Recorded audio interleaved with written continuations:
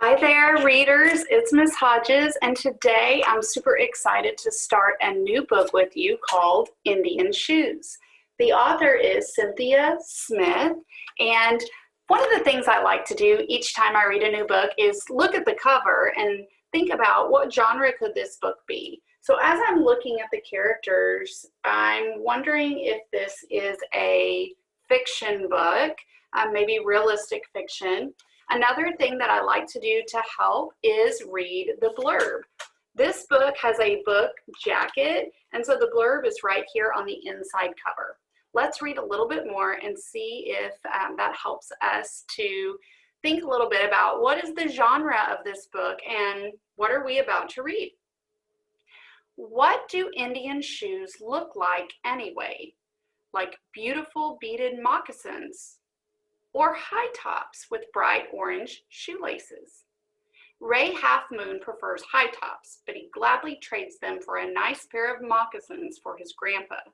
After all, it's Grandpa Half Moon who's always there to help Ray get in and out of scrapes, like the time they are forced to get creative after a homemade haircut makes Ray's head look like a lawn mowing accident.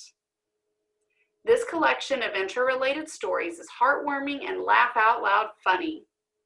Cynthia Smith writes with wit and candor about what it's like to grow up as a Seminole Cherokee boy who is just as happy pounding the pavement in windy Chicago as rowing on a lake in rural Oklahoma. Okay, so now after we've read the blurb, I'm really thinking that this is a realistic fiction book. And I already know, because I've read the blurb, that we have the characters Ray and Grandpa Half Moon. I also have a little bit of an idea about the setting, Chicago, and then I also heard about Oklahoma. And I am excited because guess what, boys and girls? I grew up in Oklahoma. So I'm super excited to learn a little bit more about Grandpa and Ray and the role that Chicago and Oklahoma have in the story. Let's go ahead and read chapter 1 together. Chapter 1 is called Indian Shoes.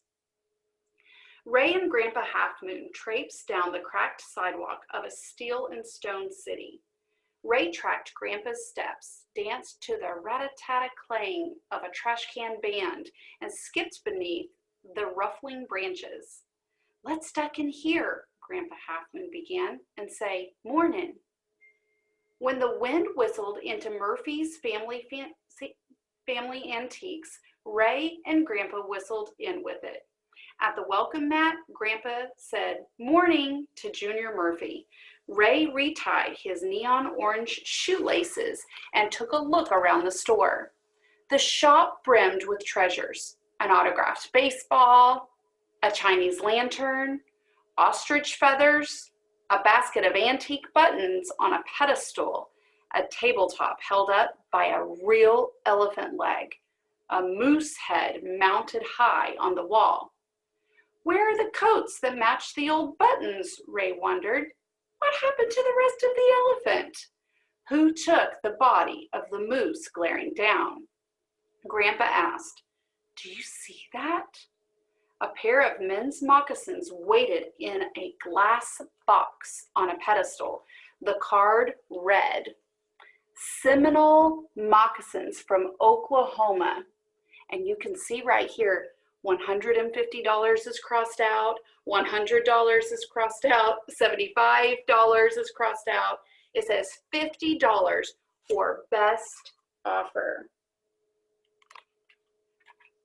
Grandpa Half Moon told Ray, "These put me in the mind of being back home." For a long moment, they both looked at the moccasins, but Ray's mind was mostly on their afternoon plans. His gaze wandered to the autographed baseball. "We'd best get a move on," Grandpa said, "to go to today's Cubs game."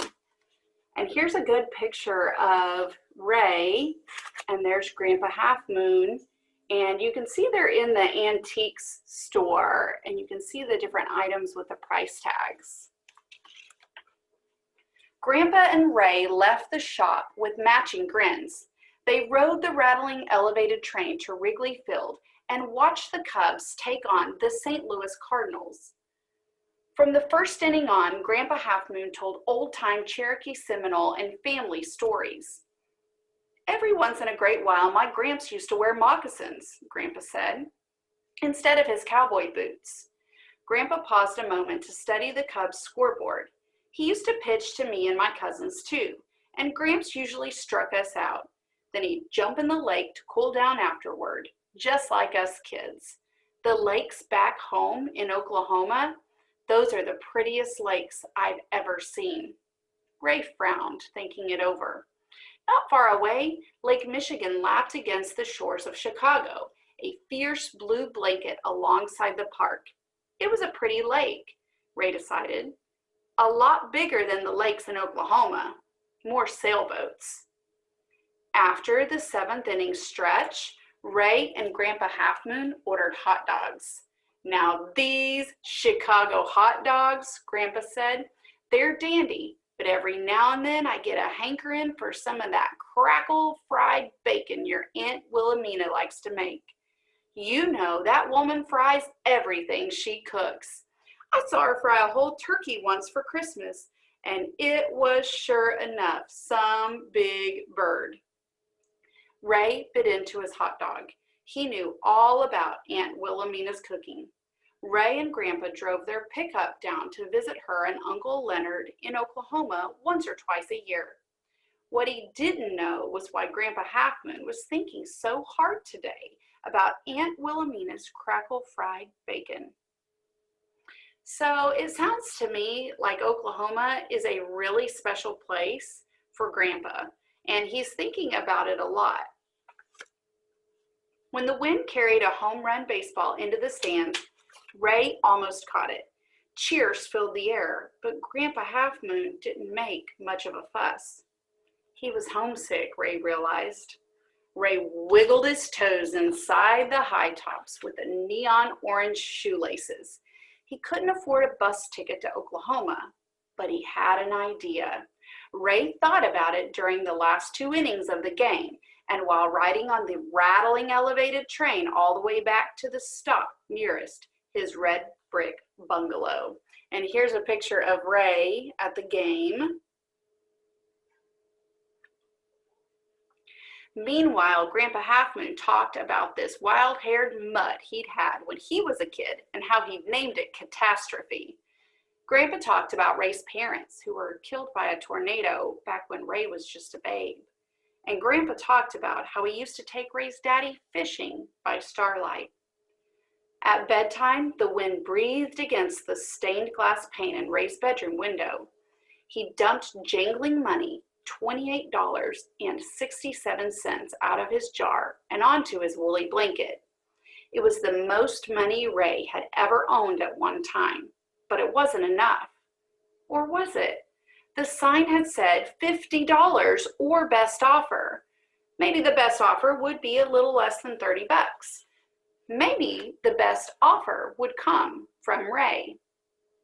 Wow, so I have to stop right here and think about Ray for a minute. He is taking all of his money that he has saved up, and he's going to go back to that antique store, and I think he's going to buy those moccasins for Grandpa. What does this tell us about Ray? Stop and jot for just a minute in your reader's notebook about what you're thinking about Ray. And you can pause the video if you want to take a little time and then come right back when you're ready to listen to more of the story. On Monday after school, Ray marched down the cracked sidewalk. He held tight to his money jar, danced to the rat-a-tat-a clang of a trash can band, and skipped beneath the ruffling branches.